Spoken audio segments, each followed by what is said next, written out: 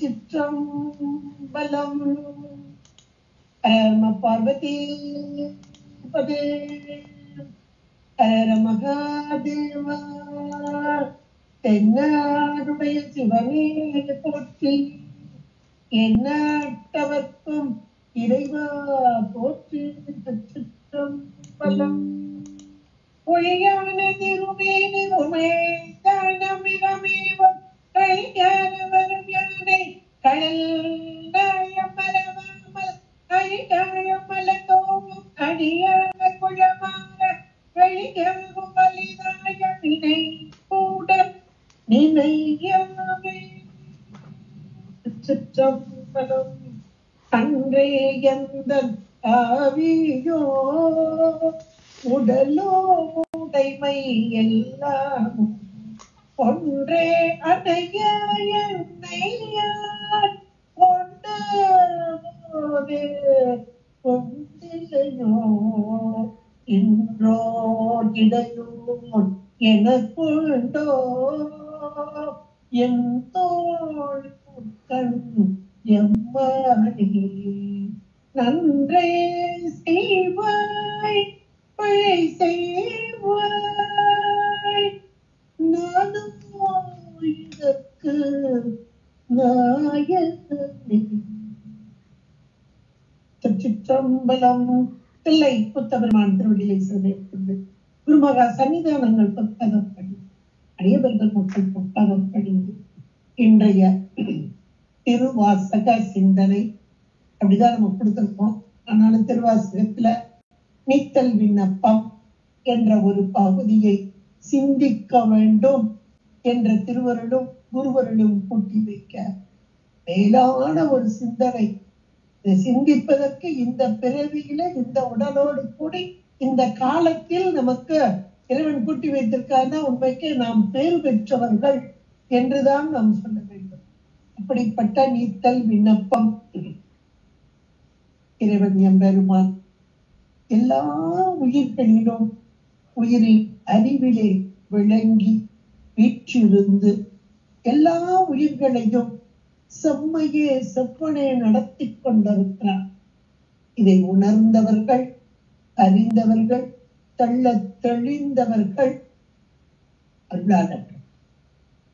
அந்த உணர்வினாலே உள்ளத்திற்குள்ளே அந்த இதய தாமரையிலே இறை ஒளி விளங்குகின்ற போது, விளங்கி தோற்றமளிக்கும் போது, எல்லாருக்கும் விளங்கி தோற்றமளிக்க அவன் கல்வனாக கறந்து நிற்பவன். ஆனால் அன்பர்களுக்கு அவனையே வணங்கி துதித்து வழிபாடு செய்யக்கூடிய அடியவர்களுக்கு விளங்கி தோன்றுவன். நீ அல்லாமல் ஒன்றும் இல்லை என்று உணர்ந்து அவனோடு ஒன்றிப்பவர்களுக்கு உள்ளத்திற்குள் தேனாக ஊற்றெடுத்து பாய்பவன் இவன். அந்த இன்பத்தேன் அதனை அவர்கள் பருகுவார்கள். யாம் பெற்ற இன்பம் பெற வேண்டும் இவ்வையகம் என்ற மேலான அருள் சிந்தனை. இதுதான் கல்வி.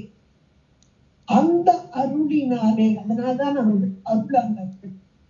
அந்த உள்ளத்திற்குள்ளே உயிரின் அறிவிலே பெருக்கெடுத்த அந்த இன்பத்தேனை கவிதைகளாக்கி, செய்யுள்களாக்கி, பாக்களாக்கி வெளியே தந்து அதுவும் இறைவனை செய்கிறார். அந்த பாக்கள் எப்போது வெளியே வந்துகிட்டு இருக்கா? இல்ல, எப்பெல்லாம் இவங்க நினைத்து நினைத்து உருகுகிறார்களோ அப்பெல்லாம் இதுக்கு ஒரு தாமரை மல தடாகத்திலே இருக்கும் தாமரை எல்லாரும் பார்த்திருப்போம். பொதுவா தாமரை மலர் 7 நாட்களுக்கு தடாகத்திலே அழகாக குவிவதும் விரிவதும் குவிவதும் விரிவதுமாக இருக்கும் என்று சொல்வார்கள். எப்போது குவியும் எப்போது விரியும்? சூரிய ஒளி பட்ட மாத்திரத்திலே விரிந்து தேனை குளிற்றும். சூரிய ஒளி இல்லாத போது குவிந்து கொள்ளும். அது போல இந்த சீவன் முக்தர்கள் இறைவனோடு ஒன்றித்த நிலையில் உடலோடு கூடி உலகத்தில் இருப்பவர்கள், மானுட சட்டை தாங்கி வந்த அருளாளர்கள். இந்த பிரபஞ்சம் உலகம் இருக்கும், உலகத்திலே உடலோடு இருப்பார்கள். ஆனால் எப்பொழுதெல்லாம் இறைவனோடு ஒன்றித்து மெட்டக்கூடிய நிலையிலே இருக்கிறார்களோ அந்த சூரிய ஒளி பட்ட மாத்திரத்தில் இந்த தாமரை மலர்ந்து விழிச்சுகிறது பாருங்கள். அது போல இவர்கள் இவர்களுடைய உயிரின் அறிவில் இருந்து இந்த உயிர்களை இறைவன் தானாக்கி கொண்டு விட்டார்.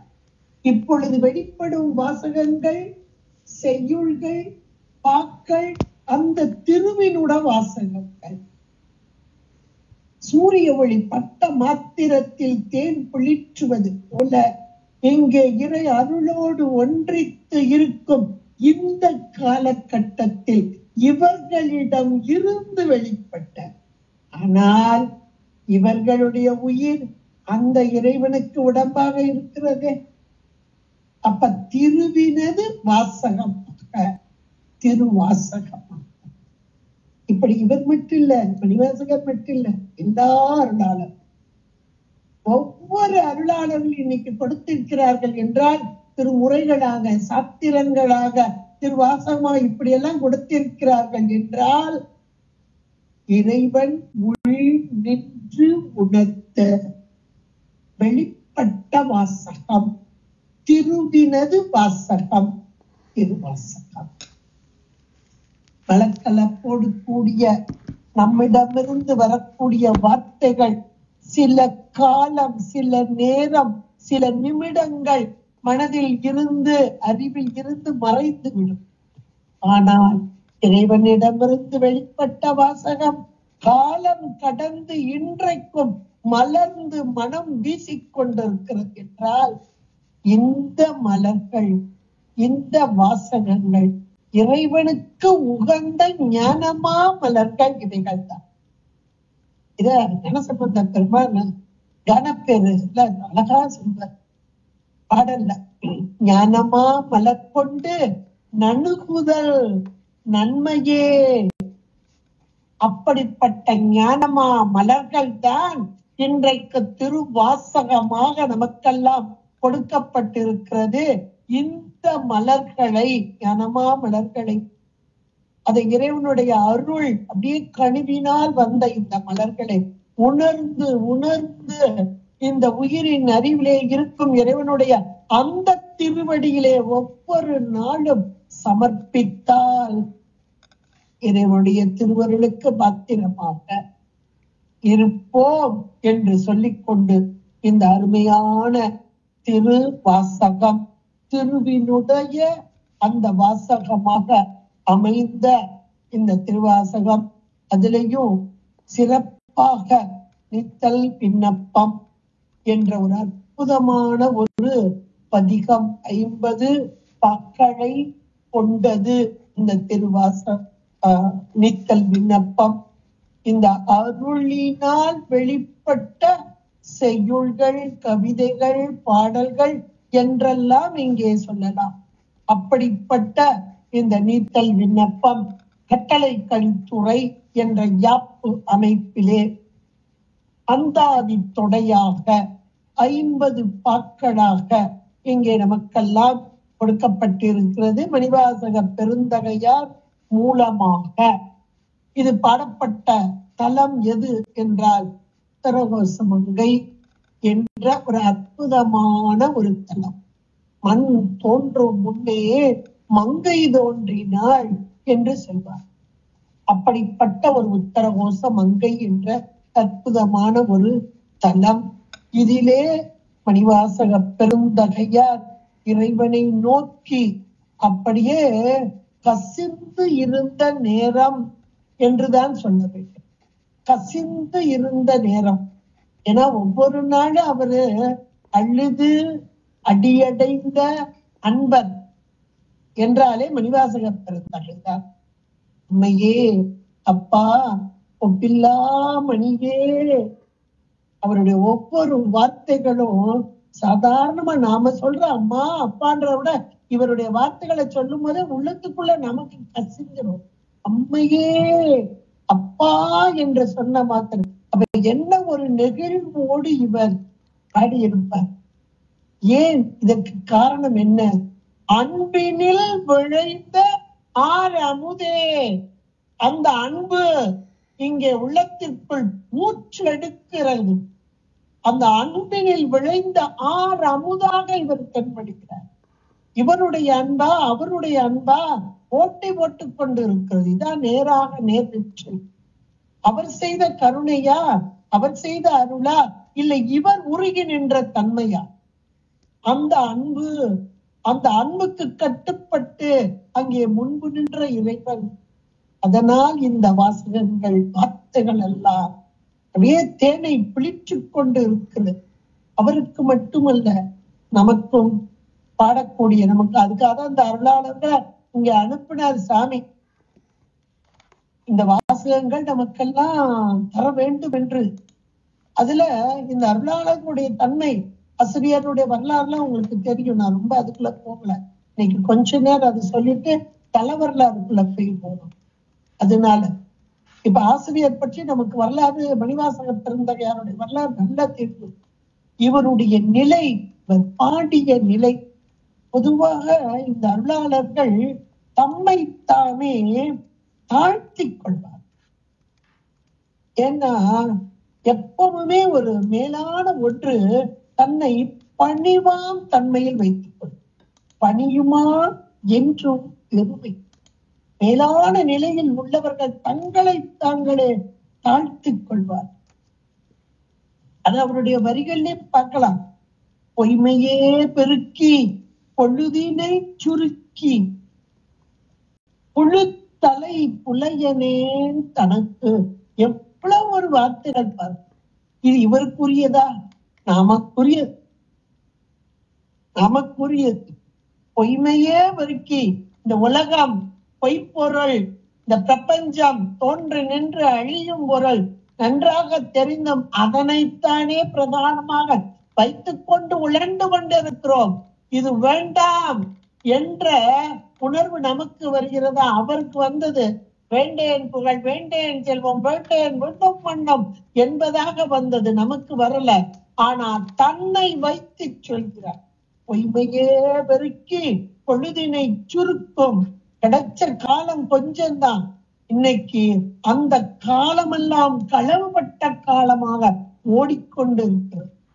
எத்தனை எத்தனை விஷயங்கள்ல களவுபட்ட காலத்தோடு கூடியவர்களாக சிந்திச்சு பார்க்கணும். ஒவ்வொரு நாளும் இன்றைய நாள் 24 மணி நேரத்தில் இறைவனுக்காக இறை சிந்தனையோடு நான் எவ்வளவு நேரம் இருந்தேன்.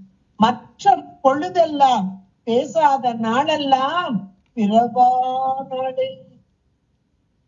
அப்ப பேசாத என்றால் வாயினால் மட்டும் இல்ல, மனதாலும் சிந்திக்காத நேரமெல்லாம் வீணாக கழித்த நாள் என்பதாக. இத மணிக்கவாசகர் நிறைய இடங்களை எப்படி வீணாக வீணாக அதிலே நாயில் கடைப்பட்ட நம்மையும் பொருட்படுத்து, என்னையும் நீ ஆட்கொண்ட, என்னையும் நீ ஆட்கொண்ட அப்படின்னு அழகா சொல்றார். எதை கொடுத்தா? நான் இவ்வளவு கீழாக இருக்கிறேன், வாழ்ந்த நாளெல்லாம் வீணாக பொய்மையிலே பெருக்கி நான் வாழ்ந்து கொண்டு இருக்கிறேன். நீ எப்படிப்பட்டவனாக?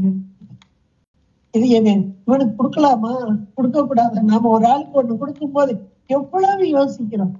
ஆனால் நீ என்னை கொஞ்சமாவது யோசிச்சு பார்த்தியா? இவன் நல்லவனா கெட்டவனா? இல்லையே. செம்மையே ஆய சிவபதம் அளித்த செல்வமே, ஒன்றும் பற்றாத நாயாகிய எனக்கும் எதை தந்தாய்? செம்மையே ஆய சிவபதம். அந்த செம்மை என்றாலே நிலைத்த தன்மை.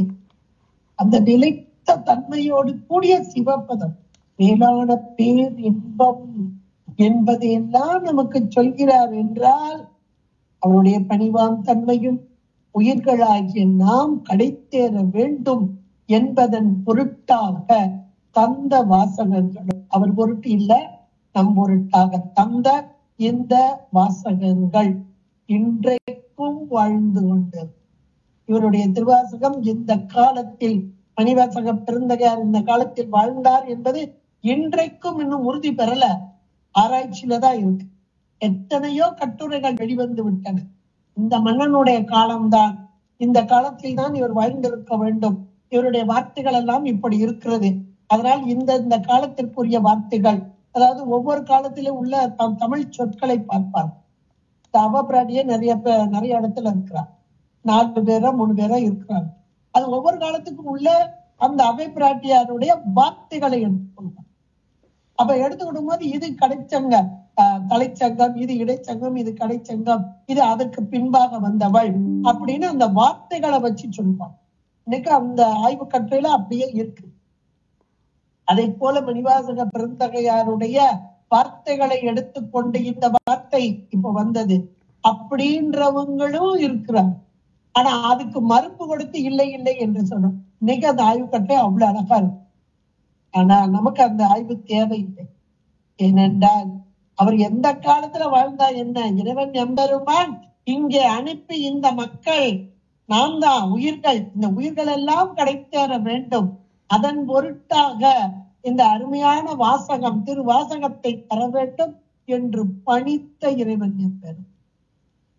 அந்த பாக்கள், அந்த வாசகம், அது எப்படிப்பட்ட வாசகம்?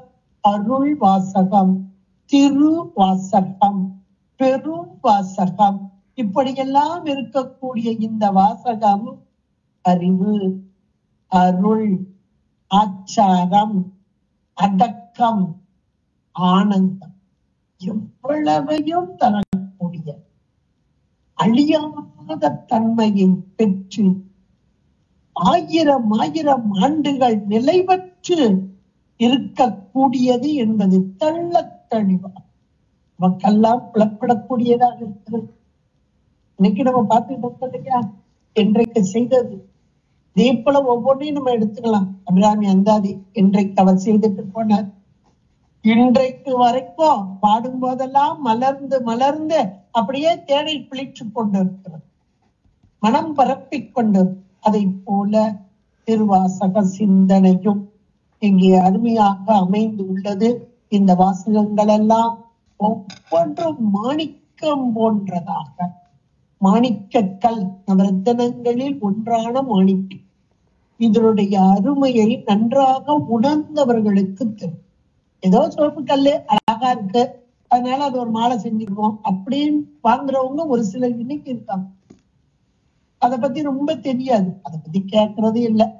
சிவப்பு கலர் எனக்கு வேணும், சிவப்பு கலர் நெக்லஸ் வேணும், அந்த சிவப்பு கல் மாணிக்க கல், இது மாணிக்கம் அப்படின்றது கூட தெரியாம வாங்குறவங்க இருக்காங்க. இல்ல மாணிக்கக்கல் தான் எனக்கு வேண்டும் என்று தெளிந்து வாங்குபவர்களும் இருக்கிறார். ஏனென்றால் மாணிக்கத்துடைய தன்மை அதை புரிஞ்சுக்கிடுவாங்க.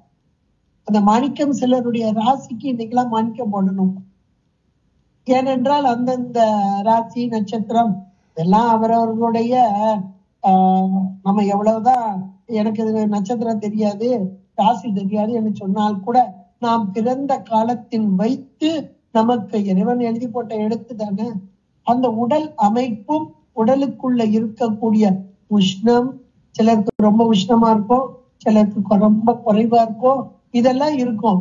அதுல சிலருக்கு இந்த பித்தம் கபம் இதெல்லாம் சொல்றாங்களே 3, இதெல்லாம் ஒண்ணு கூட ஒண்ணு குறையா, இதுதான் உடம்புல வியாதியா வரும். இதெல்லாம் நீங்கணும்னா இந்த நவரத்தினங்களை அணியுங்கள் என்று சொல்வாங்க. அதுல அந்த உஷ்ணம் கபம் என்று உஷ்ணம் என்று சொல்லக்கூடியது உடம்புல எல்லாத்துக்கும் இருக்கு. சிலருக்கு அதிகமா இருக்கும், சிலர் குறைவா இருக்கும். அதிகமா இருக்கக்கூடியவர்கள் இந்த மாணிக்கக்கல் என்று சொல்லக்கூடியது குளிர்ச்சி தரக்கூடியது. உடலுக்கு குளிர்ச்சியும் உயிருக்கு இன்பத்தையும் தரக்கூடிய மாணிக்கம் போன்றது. இங்க திருவாசகங்கள், இந்த வாசகம் எல்லாம் அப்படித்தான் இருக்கிறதா? அதனால் இறைவனே எம்பெருமானே மாணிக்கம் போன்ற வாசகத்தை நீ தந்ததால் மாணிக்க வாசக என்று இறைவனால் சூட்டப்பட்ட பெயர்தான் மாணிக்க வாசகர். இவருடைய பேர் திருவாத ஊரர் என்றுதான் சொல்வார்கள். ஏன்னா நிறைய பேருக்கு ஊர் பேரே வைப்பாங்க. திருநெல்வேலி நெல்லைன்னே ஆணுக்கு வைப்பாங்க, பெண்ணுக்கு வைப்பாங்க. இன்னைக்கு இருப்பாங்க. மதுரை பேரே இருக்குங்க நிறைய பேருக்கு. மதுரைன்னு இருக்கட்டும். அப்புறம் இது மாதிரி ஊர்கள் பெயரையே தன்னுடைய பிள்ளைகளுக்கு வைத்தல் அப்படின்னு உண்டு. அப்படி இவருடைய பெயர் ஒருவேள் மறைந்து திருவாதவூர் என்று வந்திருக்கலாம். ஆனா இவருடைய பெயரே திருவாதவூரர் என்றுதான் சொல்லலாம். பிரமணன்ட்ட அமைச்சராக, அரிமர்த்தன பாண்டிய மன்னனிடம் அமைச்சராக இருந்து அதன் பின்பாக, ஆனா ஏற்கனவே அவர் இருடி முனிவராய் இறைவனை நோக்கி தவம் செய்த ஆன்மா, தவத்தில் சிறந்த ஆன்மா. இங்கே நமக்கெல்லாம் இந்த திருவாசகம் தர வேண்டும் என்பதற்காக இறைவனால் தேர்ந்தெடுக்கப்பட்டு, இறைவனே வந்து தேர்ந்தெடுக்கலன்னா நம்மளா போக முடியாது, நாமளா செய்ய முடியாது. முதல்ல அதை புரிஞ்சுக்கணும். இது நம்முடைய காரியம் அல்ல.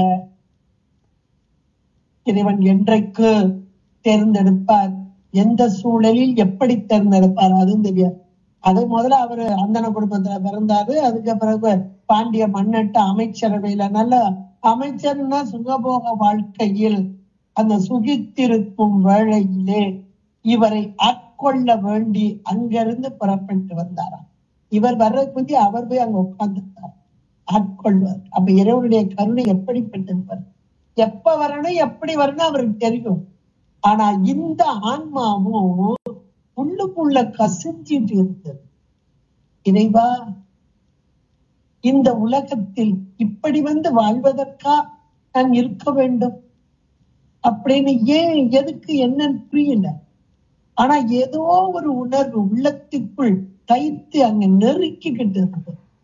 இதெல்லாம் அந்த பக்குவம் வர வர வர தானே இதையெல்லாம் விட்டு இது பிடிக்கல, உலகம் பிடிக்கவில்லை, உலக அனுபவத்தை திரும்பி பார்க்கவே பிடிக்கல. இது அமைச்சர் வாழ்க்கை என்பது அரச போக வாழ்க்கை. அந்த போகத்தில் திளைத்து இருக்கலாம், ஒரு துளி கூட அதை அனுபவிக்க.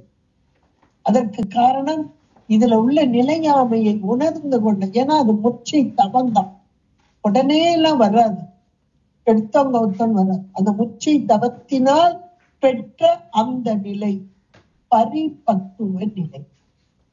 இந்த பரிபக்குவம் தான் இறைவனோடு ஒன்ற வேண்டும்.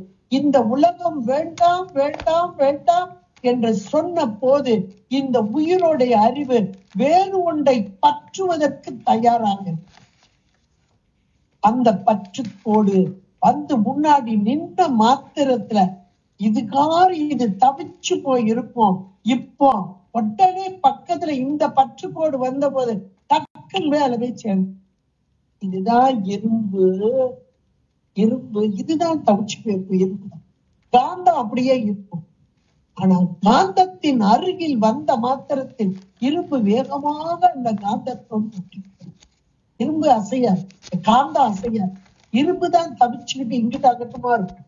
அதை போல மணிவாசக பெருந்தகையார் திருவாதவூரராக அமைச்சராக இருந்த காலத்தில் உலகத்தின் மீது ஏற்பட்ட வெறுப்பு, உலக போகத்தை அனுபவிக்காமல் இருந்த அந்த நேரத்திலே இறைவன் எம்பெருமான் இவரை ஆட்கொள்ளும் வண்ணமாக திருப்பெருந்துறையிலே குருந்த மரத்தின் கீழாக வந்து இருந்து காத்து கொண்டிருந்த நேரம், அப்படி இருந்த போதுதான் இந்த மன்னன் அனுப்புகிறார். இதான் நேராக நேர்நின்று இவருடைய எண்ணங்களும் இறைவன் எம்பெருமான் இவரை ஆட்கொள்ள வேண்டும் என்ற எண்ணமும் நேராக நேர்நின்று. அப்பதான் ரெண்டும் சரியா. இந்திரிய மயங்கி இறப்பதற்கே காரணமாய் அந்தரமே தெரிந்து போய் அருநரையில் விழுந்து சிந்தைதனை தெளிவித்து, இந்த சிந்தை தெளிவு எப்ப கிடைக்கும்? தவத்தினால் கிடைக்கும். அது முச்சை தவம் இவருக்கு வந்த சிந்தைதனை தெளிவித்து இப்ப இந்த பிறவில சிவமாக்கி என ஆண்ட. அவருடைய வார்த்தைகள் பூரா அனுபவம், ஒவ்வொரு நிலையிலையும் அனுபவம் பூரா வார்த்தைகளாக கொட்டியது. அந்தந்த இடத்துல அத அழகா நமக்கு கோர்வையாக 51 பதிகமாக வைத்திருந்தாலும் கூட ஒவ்வொரு தளத்திலும் இவர் பாடிய பாடல்கள். நிறைய தளம் கிடையாது இவருக்கு, அவர்களை போல நிறைய கிடையாது, கொஞ்சம்தான். அதுல முக்கியமானது இந்த உத்தரமச மங்கை என்று சொல்லக்கூடியது.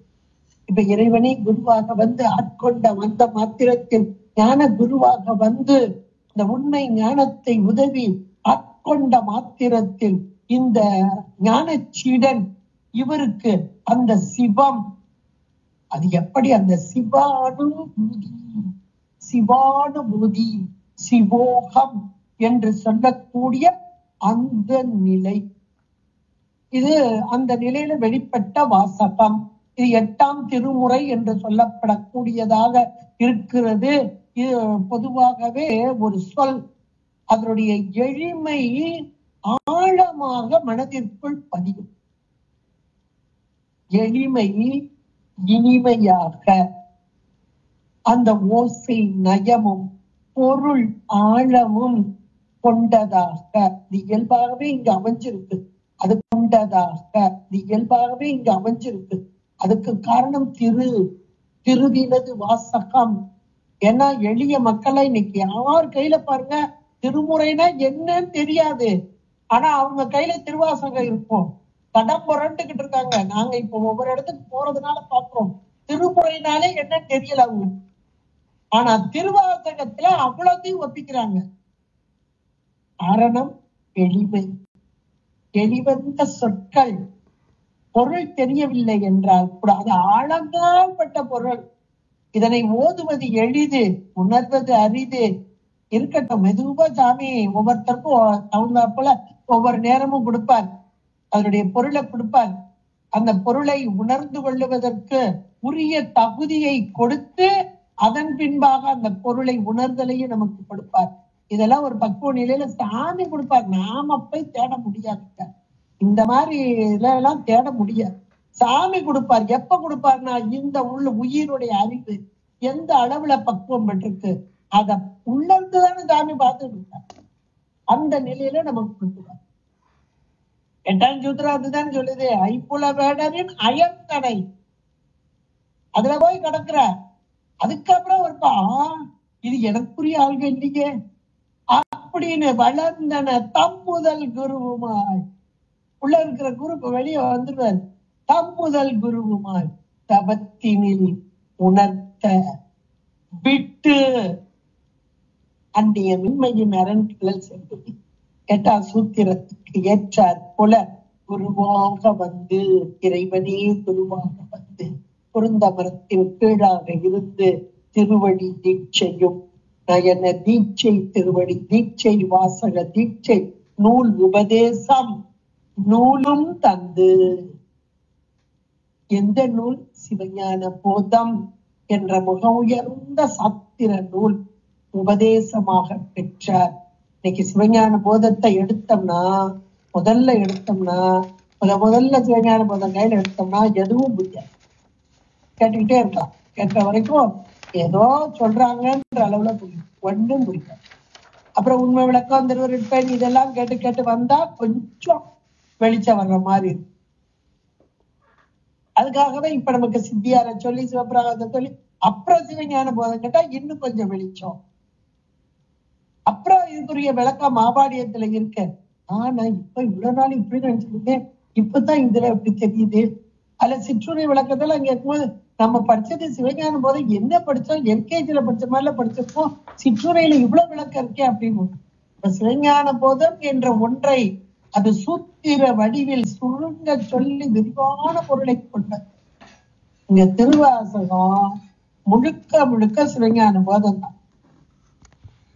அப்படியெல்லாம் கொடுத்தா எளிய மக்களாகிய எல்லோரும் பயன்பெற முடியாது. சித்தாந்தம்ன்றது ஒரு எங்களை கூட ஆசிரியர் சொன்னாங்க, 1% தாங்க இருக்காங்க சித்தாந்தம் படிக்கிறவங்க. அந்த 1% மக்களுக்கு தான் நம்ம கொண்டு போறோம். அதுலயும் கேட்கிறவங்களுக்கு எல்லாருக்கும் புரியாது. 100 பேர் வந்து நின்னாங்கன்னா 10 பேர் முன்னாடி இருப்பாங்க. 10 பேருக்குள்ளேயும் போறதுல 2 பேருக்கு தான் நல்லா புரியும் அப்படின்னு எங்க ஆசிரியர் அழகா சொல்லுவாங்க.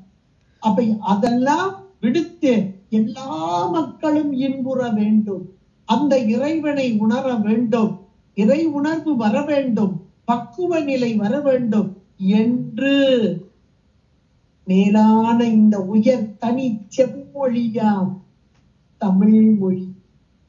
அது கடவுள் மொழி என்று கூட சொல்லலாம். அந்த தமிழ் செம்மொழியிலே எளிவந்த தன்மையிலே, எளிமையிலே தானே இன்பம் இருக்கிறது. அப்படி ஒவ்வொருவருடைய உள்ளத்தையும் தீண்டி தன்வசமாக்கும் வன்மையும் இந்த எளிமையிலே தானே இருக்கிறது. இந்த கருத்து அந்த கருத்தை கரைத்து கண்ணீர் பெருக்கும் கசிவு, அந்த கண்ணீரை வரவழைக்கிறது இல்லையா இந்த வாசகம். அப்படிப்பட்ட ஒன்றாக இன்றைக்கு திருவாசகம். என்ப அன்பே எங்கள் மொழியின் இயல்பு என்பதை எல்லோரும் அறிய வண்ணமாக அமைந்திருக்கும் திருவாசகம். இன்னைக்கு படிச்சவங்க, படிக்காதவங்க, எழுத படிக்க தெரியாதவர்கள் எத்தனையோ பேர் வாயிலே அழகாக திருவாசகம் வந்து கொண்டிருக்கிறது என்றால் இந்த எளிமையும் இனிமையும் கசிந்து உருகும் தன்மையும் உள்ளத்திற்குள் பதிய வைக்கும் இப்படிப்பட்ட திருவாசகம். அதுக்காகத்தான சுவாமி இங்க வந்து மண்ணுக்கு பிட்டுக்கு மண் சுமந்து பிறம்படிபட்ட மானுட வடிவு தாங்கி வந்து கையில் அவருடைய திருக்கரங்களாலேயே எழுதி பிரதி வைத்துக் கொண்டார். அவன் கையில ஒண்ணு வச்சுக்கிட்டாங்க. எப்பன்னா பெருவழி காலம் வரும், அப்ப இத கையில வச்சுக்கிடலாம் அப்படின்னு அவர் கையிலே ஒரு ஏடு வச்சுக்கிட்டாங்க. பிரதி ஒண்ணு கையில வச்சுக்கிட்டாங்க. அவர் கைப்பட எழுதியது அழகிய சிற்றம்பலமுடையான் என்று கையப்பம் விட்டார் என்று வருகிறது என்றால் இந்த திருவாசகத்தின் பெருமையெல்லாம் நாம் உணர்ந்து கொள்ளலாம். அப்படிப்பட்ட திரு வாசகம், வார்த்தை, வாசகம் வார்த்தை, சொல் என்னும் பொருளை உணர்த்தக்கூடியதான ஒன்று இந்த வாசகம். இந்த வாசகத்தை திரு வாசகம், இறைவனுடைய வாசகம் என்றெல்லாம் சொல்லக்கூடியதான ஒன்று திரு, திருவருள், வாசகம் வாக்கு, திருவருள் முன்னின்று உணர்த்த பசு கரணம் பதிகரணமாகி, அதாவது தன் செயலற்று தான் அற்றவின் நாதன் தன் செயலான நிலையில் விளைந்த வாக்கு திருவாசகம். பிறவி துன்பம் அகன்று எய்த பெறுவதாகிய ஓடுபேறுதான் திரு. திரு என்றாலே ஓடுபேறு. அப்படிப்பட்ட ஓடுபேறு அடைவதற்குரிய அந்த குருமணியின் உபதேசமும், வாசகம் என்றால் இங்கே குருமணியுடைய உபதேசம், வீடுபேறு நற்கதி மேலாம் கதி அடைவதற்குரிய வாசகம் குருமணியுடைய அந்த உபதேசமும் மறைவைகின்ற வாசகம் ஆகிய திருவைந்தெழுத்து. இது திருவாசகம். இந்த குருமணியின் உபதேச வார்த்தையாய் முக்தி பேரை அருளுவதாக பெறக்கூடியது. பொன்னும் மெய்ப்பொருளும் தருவானே, மோகமும் திருவும் புணர்ப்பானே என்பது நம்பி ஆரூரருடைய வாக்கு. பொன் தந்து மோகத்தையும் மெய்ப்பொருள் தந்து திருவையும் மக்கெல்லாம் படுக்கக்கூடிய இறைவன் இந்த திருவையும் இந்த திரு அருளையும் நம்மோடு கூட்டி வைத்து, அதாவது இந்த மெய்யாகிய இறைவனை அடைதல். அந்த மெய்யாகிய இறைவனை அடைவதற்கு சாதனம் எது அப்படின்னு ஒரு கேள்வி. ஏன்னா 8ஆம் சூத்திரம் என்பது சாதனை. இறைவனே குருவாக வந்து ஞானத்தை கொடுத்து அல்லாது மோட்சத்தை கொடாது.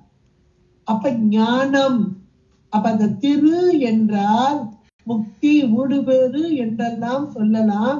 அந்த வீட்டு இன்பத்தை அடைவதற்கு உரிய சாதனம் அந்த சிவஞானம், திருப்பெருகு சிவஞானம். செக்கலார் பெருமான் வாக்கு. ஞானசம்பந்த பெருமானுக்கு அந்த அம்மையுடைய முளைப்பால் கிடைத்த போது திருப்பெருகு சிவஞானம் என்பார். அந்த சிவஞானத்தை கொடுத்துத்தான் முக்தி பேரு. இதை உணர்த்தும் இந்த 8ஆம் சூத்திரம் என்பது சாதனையல். இங்கே 8ஆம் திருமுறையாக இருக்கக்கூடிய திருவாசகம் நமக்கெல்லாம் ஞானம், மேலான சிவஞானத்தை அருளி செய்து அதன் மூலமாக விடுவேறு. அப்ப திருவாசகம் எங்களுக்கு திருவாசகம் வந்து அது பொருள் புரியுதோ இல்லையா, எளிமையான வார்த்தை. நல்ல ராகமும் போட்டு கொடுத்துட்டாங்க. அடகடன் ஒப்பிப்போம் பார்க்கணும். மனப்பாடம் பண்ணுவோம், ஒப்பிப்போம், ரொம்ப இன்ட்ரெஸ்டா படிப்போம். அப்போ சித்தாந்தம்லாம் அப்பெல்லாம் தெரியாது. அப்புறம் சித்தாந்தத்துக்குள்ள போகும்போது ஆசிரியர் கேட்ட முதல் நாள் கேட்ட கேள்வியே என்ன கேட்டாங்க தெரியுமா? திருவாசகம் யாரெல்லாம் பாடுங்க வேகமா கையெழுத்துப்போம். ஏன்னா அதுல இருக்க ஒரு இன்பம் அப்படின்னு கேட்டேன்னா திருவாசகம் பாடுற கேட்காங்க அப்படின்னு ஒரு சந்தோஷமா. திருவாசகம் பாடுபவர்கள் எல்லாம் முக்தி பேரு அடைவார்கள். எங்க ஆசிரியர் முதல் நாள் அப்படி சொன்ன வார்த்தை உங்களுக்கும் சொல்றேன். ஏன்னா எத்தனையோ பேர் திருவாசக பாடக்கூடியவர்கள் இருக்கிறீர்கள். திருவாசகம் யாரெல்லாம் முற்றோதுதல் பண்ணுகிறீர்களோ அவர்கள் முக்தி பேருக்கு தகுதி உடையவர்கள் என்று அழகா. பொருள் புரியுது புரியாது அதெல்லாம் கிடையாது. புத்தி பூர்வம் அபுத்தி பூர்வம். புத்தியோடு சொன்னா சரி, புத்தி இல்லாம அதற்குரிய பலன் உண்டு, தாம கொடுத்துட்டு போயிருவார். அதை போல இந்த திருவாசகம் முக்தி பேரு சிவ ஞானத்தை தரக்கூடியது. அதைத்தான் சிவஞானத்தை ஞானத்தை கொடுத்து அல்லாது விடுவர் கிடையாது. இது இங்க சிவஞானம் என்பது இந்த திருவாசகம் அந்த சிவ ஞானத்தை தரக்கூடியது. இன்னும் இந்த திருவாசக நூல் இந்த பூசை செய்வாங்க, சிவபூசை செய்வாங்க. சில நேரங்கள்ல ரொம்ப தூரம் போக வேண்டி இருக்கும். அப்ப பூசை பெட்டியை தூக்கிட்டு போக முடியாது. இந்த திருவாசக புக்கு கையில வச்சிருப்பாங்க. இப்போ அந்த திருவாசக புக்க முன்னாடி வச்சு அந்த பூசைக்குரிய எல்லா நியமங்களையும் செஞ்சுட்டாங்கனாலே போதும். ஏன்னா திருவாசகம் நூல் என்பது ஈக்குவல் டு சிவம். இன்னைக்கும் நீங்க ஞாபகம் வச்சுக்கோங்க. அதனாலதான் அந்த திருவாசக புக்க படிக்கிறவங்க அந்த காலில் வைக்கிறது கீழே வைக்கிறது எனக்கெல்லாம் கோபம் ஒரு உண்மைக்கு ஓகே ஒரு அடி அடிச்சிருவோமான்னு மனசுக்குள்ளே நினைக்கிறேன். சரி பக்கத்துல உட்காந்துங்க இனிமேல அதை வச்சிடாங்க, திட்டி போட்டுருவேன். நான் ஆளுக்கிட்ட வைக்கிறீங்களே அப்படின்னு திட்டி வேற விட்டுருவேன். திட்டி வேற விட்டுருவேன். யோசிச்சு பாருங்க. ஏன்னா இந்த மாதிரி அந்த திருவாசகம் ஈக்குவல் டு சிவம். அந்த சிவத்திற்குரியதை நாம கொடுத்து ஆகணும், கொடுக்கணும். அப்படி அந்த சிவத்தோடு ஒன்றைக்க அருமையான ஒரு நூல் கையில கிடைச்சது. ஆனா அந்த நூலுடைய பெருமை நமக்கு தெரியல. சிவத்தை பூஜை பண்றதுக்கு உரியதாக உள்ள அப்படிப்பட்ட அந்த திருவாசகம் பூசைக்கு உரிய ஒரு அருள் நூலாகவே இங்கே அமைந்துள்ளது திருவாசகம். அப்படிப்பட்ட திருவாசகம் நம்முடைய மணிவாசக பெருந்தகையாரால் தந்த அற்புதமான ஒரு நூல். அதுல நமக்கு என்னுடைய திருவருளும் குருவருளும் கூட்டி வைக்க நமக்கெல்லாம் இங்கே திருப்பள்ளி எழுச்சியை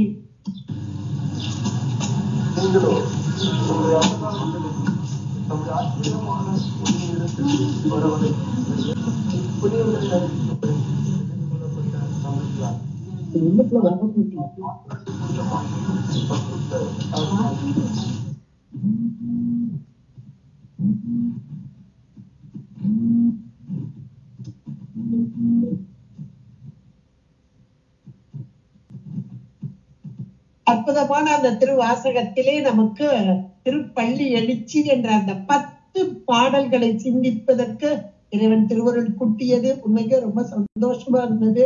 அடுத்தாப்புல இந்த நீட்டல் விண்ணப்பம் என்று சொல்லக்கூடிய இந்த 50 பாடல்கள், இந்த 50 பாடல்களும் உண்மைக்கு மேலான ஒன்று. அதை இன்றைக்கு சிந்திப்பதற்கு இறைவன் மீண்டும் அருமையாக கூட்டி வைத்தார் என்று நினைத்த போது ஒரு புலகாங்கிதம் அடையக்கூடியதாக இருக்கிறது. இங்கே திருவாசகத்திலே 6வது பகுதியாக அமைந்து உள்ள அந்த நீட்டல் விண்ணப்பம் என்று சொல்லக்கூடியது. இந்த நீட்டல் விண்ணப்பத்துல நான் பொதுவாவே சொல்றேன் உங்ககிட்ட. நீட்டல் விண்ணப்பம் அப்படின்றதுல ஒவ்வொரு பதிகத்திலையும் நீங்க எந்த பதிகம் எடுத்தாலும் அதுல கீழே இருக்க கருத்துரைய படிங்க அப்படின்னு சொல்லுவேன். இது வரைக்கும் உங்களுக்கு தெரியாதவங்க நீங்க கொஞ்சம் படிங்க. ஏன்னா அந்த கருத்துரை எதை சொல்லுகிறதுனா இனி வரக்கூடிய இந்த பகுதி எதை உணர்த்துகிறது, என்ன கருத்தை உணர்த்துகிறது, அதுதான் ரொம்ப முக்கியம். இப்ப சிவபுராணம் அப்படி எடுத்துக்கிட்டீங்கன்னா சிவபுராணம் எல்லாரும் சொல்லுவோம், எல்லாமே சொல்லுவோம். அந்த சிவபுராணத்துல அந்த முன்னாடி இருக்கு பாருங்க அந்த கருத்துரை என்ன அப்படின்னு பாத்தீங்கன்னா உங்களுக்கே புரியும். அனாதி முறைமை இறைவனுடைய சிவனது அனாதி உரிமை அப்படின்றது அங்க அழகாக சொல்லப்பட்டிருக்கும். இன்னொன்னு சிவபுராணாலே பாயிரம் என்று நம்ம எல்லாருக்குமே தெரியும்.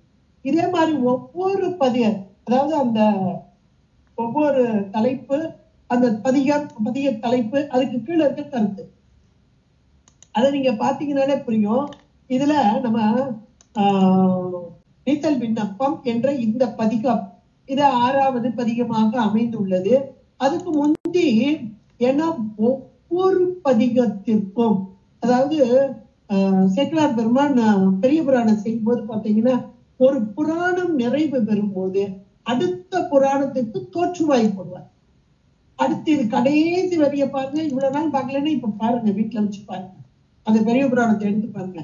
இப்ப அடுத்த ஒரு புராணம் வருதுன்னா அவருடைய வரலாறு வருதுன்னு கடைசி 2 வார்த்தை எழுது. அதாவது தோற்றுவாய், இதுக்கு பேர் என்னன்னா தோற்றுவாய். அடுத்த புராணம் இது வருது அப்படின்றத எடுத்து சொல்லுவார். இதே மாதிரி நீங்க சாத்திரத்திலும் உண்டு.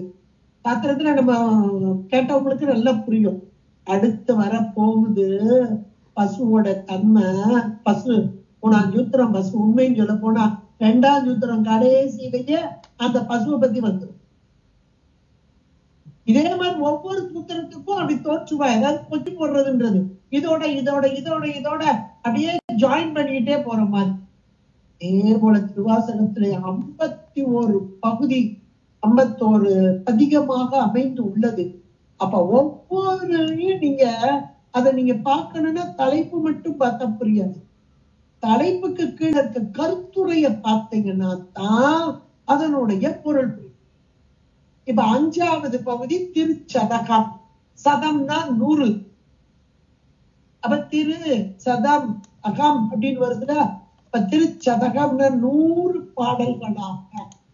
அந்த 100 பாடல்களும் எதை சொல்லுது அப்படின்றத அழகா சொல்லுது. அது 10 பையா இருக்கட்டும். இப்ப அதுல உள்ள கருத்துரை மட்டும் எடுத்துக்க. பக்தி வைராக்கிய விசித்திரம். ஏன் இதுக்கு சொல்ல வர்றேன் அப்படின்னா, அதுலலாம் நான் ரொம்ப போகல. அந்த ஒரு வார்த்தையை மட்டும் நீங்க வீட்டுல போய் எடுக்க, வீட்டுல அத நூலை பக்கத்துல வச்சுக்கோங்க, கையில வச்சிருப்பீங்க, ஒரு நிமிஷம் திரட்டி பாருங்க. பக்தி வைராக்கிய விசித்திரம் அப்படின்னு. எதுல வைராக்கியம்ன்றது நமக்கு எனக்கு, எதுல பக்தியில.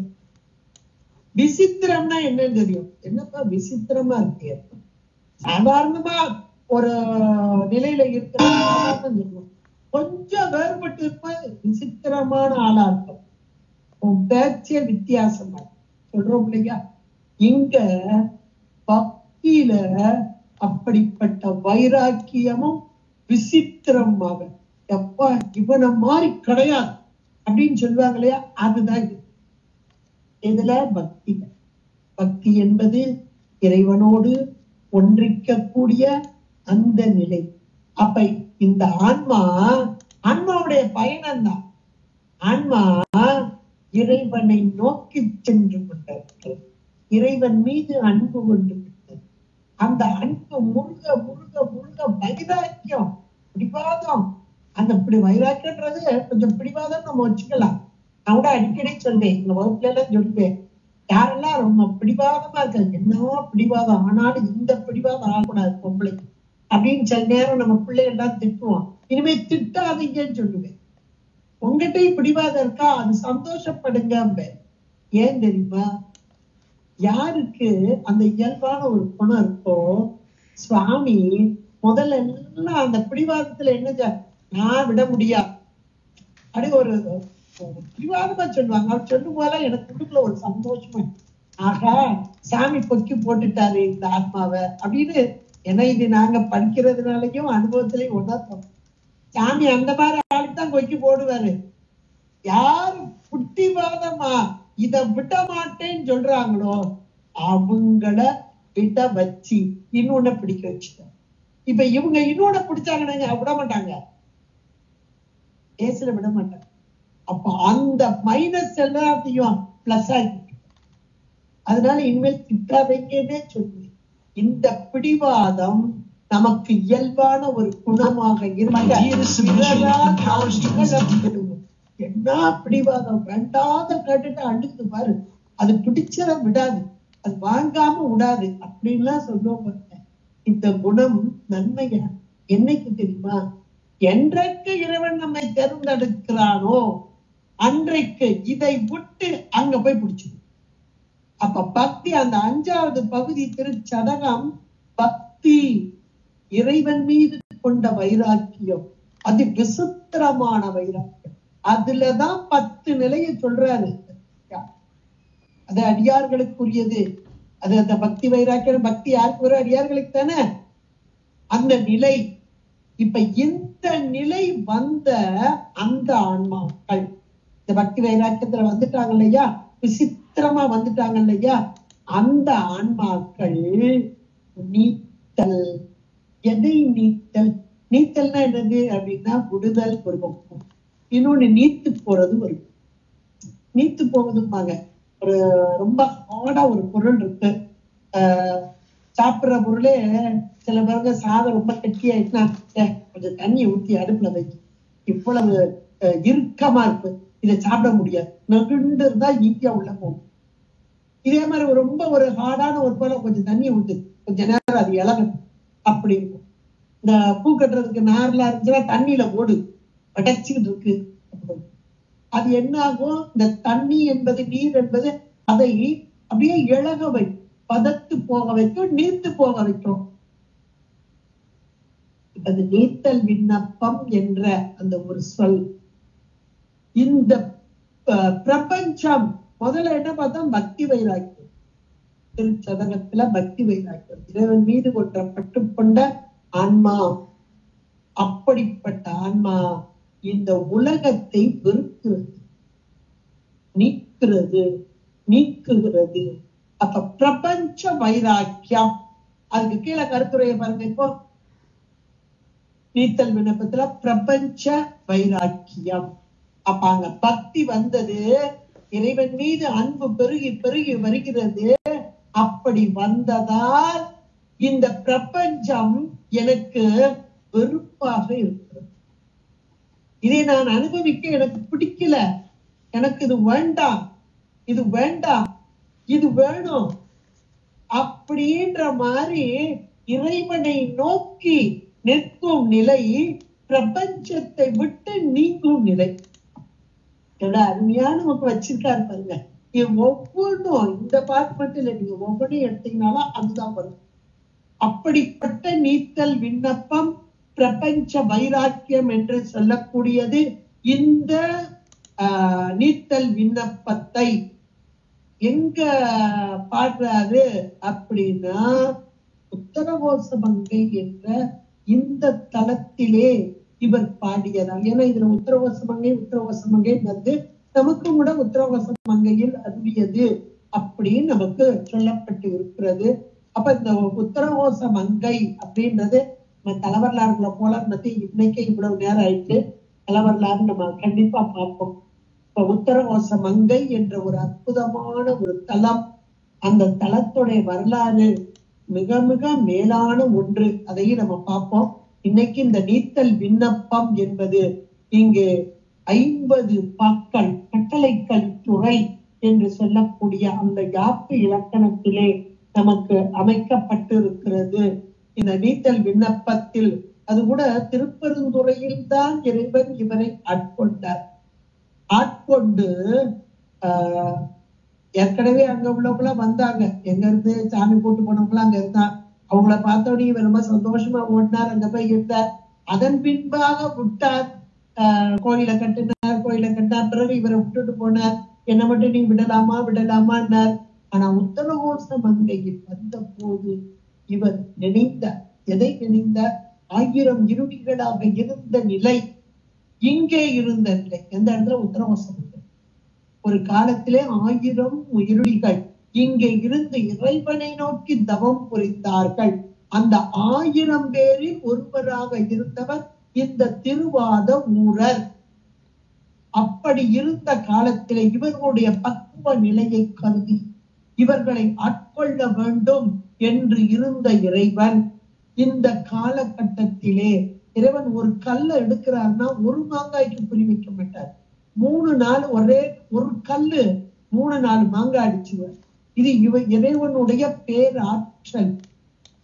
ஒரு நேரத்திலேயே நம்ம ஒரு மாங்காய கூட நம்மளால அடிக்க முடியாது. ஆனா இறைவனோட பேராற்றல், பெரும் கருணை எல்லாம் சேர்ந்தது, என் குணங்களோடு சேர்ந்தது. அப்படிப்பட்ட இறைவன் இந்த தலத்திலே இங்கே உள்ள இருடிகளுக்கு, முனிவர்களுக்கு அருள் பாலிக்க நினைந்த அந்த காலகட்டத்திலேதான் மண்டோதரி, ராவணனுடைய மனைவி மண்டோதரி, மிகுந்த இறைவன் மீது பற்று கொண்டவன், சிவ பக்தை, இறைவனை நோக்கி தவம் செய்கிறாள். இறைவா எம்பெருமானே, எனக்கு நீ காட்சி தர. அவளுடைய விண்ணப்பம் எப்படி இருக்கு? இப்ப நம்மளாம் இறைவன் வேண்டோம், ஒவ்வொன்று. ஆனா அவளுடைய விண்ணப்பம், நீ எனக்கு காட்சி தர வேண்டும். எப்படி காட்சி தர வேண்டும்? அழகான குழகனாக. குழகன் என்றால் 16 வயது யௌவன பருவத்தோடு. இறைவன் நல்ல சிவந்த மேனி. நிறைய படங்கள்ல ப்ளூ கலர்ல மேனி போடுறாங்க. அந்த படத்தையே வாங்காதீங்கன்னு எங்க ஆசிரியர் சொல்லுவாங்க. ஏன்னா இறைவன் செம்மேனி அம்மான், செம்மேனி, சிவந்த மேனி கொண்ட இறைவன் எம்பெருமான் 16 வயது யௌவனம் கொண்டவனாக. குழகன் என்றால் யௌவன பருவம். இந்த கோலத்தில் தான் நிறைய இடங்கள்ல இறங்கி வரும் இறைவன். அப்படித்தான் அந்த கோலத்தில் உன்னை காண வேண்டும் என்று நினைக்கிறார் சுவாமி. இங்க உத்தரகோச மங்கையில இருக்கக்கூடிய இறைவன் கிளம்பிட்டார். கிளம்பும் போது இந்த முனிவர்கள் அவர்களிடம் சொல்லி செல்கிறார். அதோ மண்டோதரி என்னை நோக்கி அழைத்து கொண்டு இருக்கிறார். அவளுக்கு காட்சி தந்து, எப்போது ராவணன் என்னை தீண்டுவானோ அப்போது இந்த குளத்திலே, தீர்த்தமாம் பொய்கை, அதை மணிக்க வாசகத்தினுடைய பதிலாம் பதிவு பண்ணியிருக்காரு, அந்த பொய்கையிலே அக்னி பிழம்பாக எழும்புவேன், அப்போது நீங்கள் என்னோடு சேர்ந்து கொள்ளலாம் என்று சொன்ன மாத்திரத்தில் அங்க போயிட்டார். இந்த இருடிகள் காத்து கொண்டிருக்கிறார்கள். தவ நிலையிலே முதிர்ச்சி பெற்று கற்றுக் கொண்டிருக்கிறார்கள் உத்தரகோச மங்கை என்ற இந்த தலத்திலே. இப்போது இவர் அங்கே செய்கிறார். மண்டோதரி இவரை பார்த்த மாத்திரத்திலே பேரானந்தம் கொள்கிறார், புலகாங்கிதம் அடைகிறார், இறைவனை கண்டு ஆனந்த கழிப்பு எழுதுகிறார். இந்த தருணத்திலே ராவணன் உள்ளே வந்திருக்கிறார். ராவணன் வந்தபோது கொஞ்சம் பயந்தார். ஏன்னா 16 வயது கட்டிடம் காளையாக காட்சி தந்து கொண்டிருக்கிறார் இறைவன். உடனடியாக இவளுடைய பயத்தை, துன்பத்தை நீக்குவதற்காக இறைவனை பெறுவான். சிறு குழந்தையாகி கைகளிலே வந்து விட்டார். கைகளிலே தவழ்ந்த போது ராவணன் இந்த குழந்தையை கண்டு, ஆகா என்ன ஒரு அழகான குழந்தை, வந்தது இறைவன் அல்லவா, அவனும் சிவபூசக்காரன். அப்ப இறைவனை உணர்வான். ஆனா இறைவன் தெரியல. அங்க கொஞ்சம் அகங்கார முனைப்பு, அறியாமையெல்லாம் கிடக்கு. ஆனாலும் அங்கே உள்ளவங்க நெகிழுது. ஆகா என்ன ஒரு அழகு. கைகளில் அப்படி ஏந்துகிறார். ஏந்திய மாத்திரத்திலே மறைந்தது இந்த குளம். மறைந்த மாத்திரத்திலே அங்கே தோன்றியது அக்னி பிழம்பாக தோன்றியது. அக்னி பிழம்பாக தோன்றிய போது அதிலே இப்ப சொல்லிட்டு போனார்லயே, அக்னி பிழம்பாக தோன்றுவேன், என்னோடு சேர்ந்து பாருங்கள், சேருங்கள், என்னோடு சேருங்க, இறைவனோடு சேர வேண்டும் தான் இவங்க காத்துக்கிட்டு இருப்பாங்க. இப்ப ஒவ்வொருவராக உள்ளே வர வர வர வர வர 999 பேர் வந்த மாத்திரத்திலே மறைந்து விட்டது பிழம்பு. ஒருத்தரை மட்டும் கரையில விட்டுட்டு போச்சு. அந்த ஒருவர் தவிக்கிறார்.